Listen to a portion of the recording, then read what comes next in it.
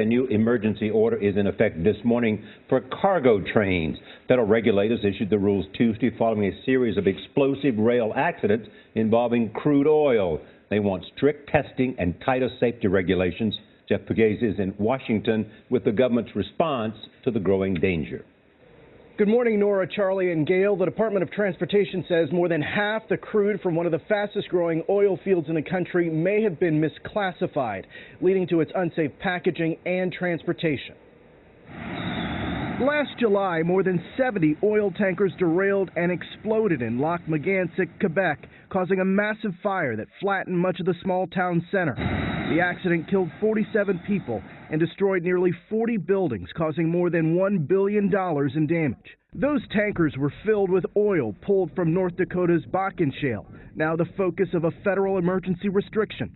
The Department of Transportation found that Bakken Shale oil was misclassified and carried in tankers that lacked safety measures, posing an imminent hazard. The order mandates testing of oil so it can be safely transported. Recent studies have suggested that Bakken oil is more combustible and dangerous than other kinds of crude.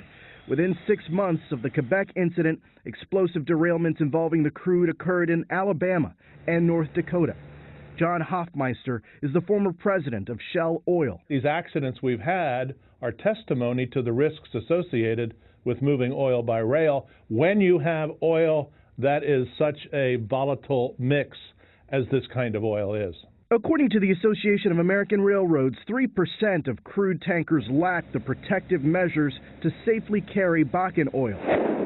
We learn as we go, and we respond appropriately to what we learn. There's a voluntary effort underway by the industry to deal with the construction of the rail cars, and I think that will take place in due course.